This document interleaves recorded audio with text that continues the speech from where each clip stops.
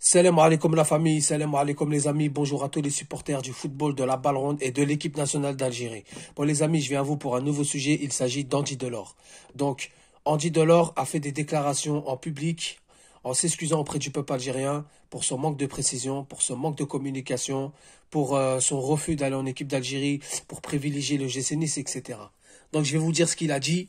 Ensuite, on va décortiquer ce qu'il a dit et on va voir s'il peut revenir en sélection apporter quelque chose ou s'il ne doit pas revenir en sélection malgré qu'il peut apporter quelque chose. Avant ça, les amis, je vous invite à liker, je vous invite à partager et je vous invite à vous abonner si ce n'est pas déjà fait à la chaîne Renard des Surfaces. La chaîne qui parle football, qui vit football, qui respire le football.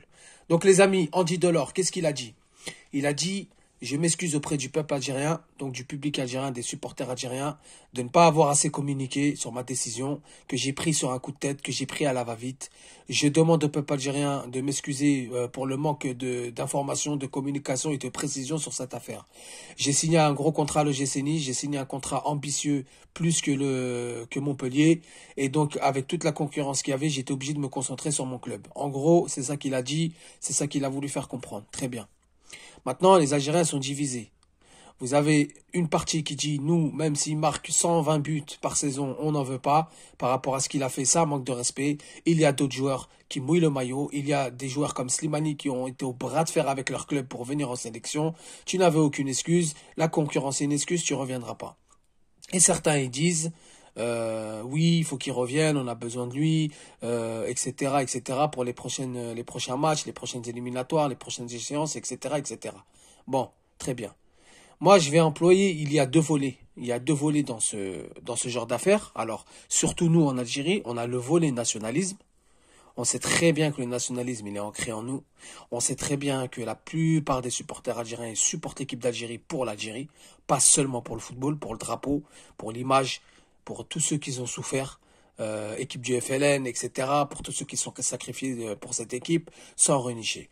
Ensuite, on a le côté purement football, le côté purement sportif.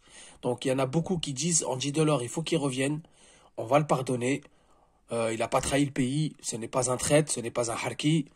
Bon, ça, c'est une évidence, on ne peut pas insulter n'importe qui comme ça, de harki ou de traître. Tout Algérien qui a son S12 et qui est algérien, on ne peut pas lui enlever son algérianité. Ça, c'est clair, net et précis. Maintenant, ils disent quand même, il faut qu'il revienne, on le pardonne, ça arrive de se tromper, il a fait une erreur, il a pas communiqué, maintenant il s'excuse et tout, on tourne la page, on le convoque. Et il y en a qui disent, bon, voilà, moi je suis entre les deux, moi si Belmadi le convoque, je suis obligé de soutenir Belmadi. Maintenant, ça c'était le volet sportif. Maintenant, est-ce qu'Andy Delors doit revenir? Est-ce qu'il ne doit pas revenir? Ça c'est autre chose. En tout cas, il a fait ses excuses. En tout cas, il a reconnu son erreur. En tout cas, il est prêt à batailler pour l'équipe d'Algérie. Il est prêt à revenir en sélection algérienne. Maintenant, est-ce que Belmadi va le convoquer?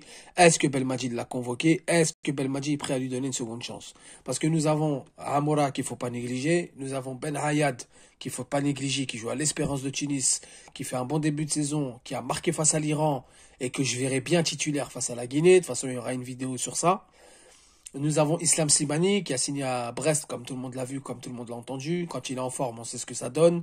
Donc ça va, on est quand même garni. Après, c'est vrai que sportivement, les amis, je dis bien sportivement, Andy Delors, il pourrait faire du bien. Ce qu'il y a dans son cœur, il n'y a que Dieu qui sait. Nous, on regarde les actes. Ça m'a blessé. C'est vrai que ça m'a blessé ce qu'il avait fait. Parce que moi, Andy Delors, j'avais misé sur lui sur la sélection. J'ai dit, il va devenir un potentiel titulaire. Il va être bon et tout. Il nous a fait ça. Ça m'avait un peu crispé. Ça m'avait un peu blessé. Maintenant, moi, si Belmadi le convoque, on sera obligé de le suivre. On sera obligé d'être derrière lui. Mais l'essentiel, c'est qu'il a fait le premier pas. Il s'est excusé. Il a fait son mea culpa. Donc, les amis, pour tous ceux qui veulent le voir en sélection, dites-moi en commentaire ce que vous en pensez. Pour tous ceux qui ne veulent pas le voir, vous me dites en commentaire aussi ce que vous en pensez. Si on n'est pas d'accord les uns et les autres, il n'y a pas de problème. Tant que c'est dans le calme et le respect, on peut débattre. Sur ce, je vous dis salam alaikum, que la paix soit sur vous.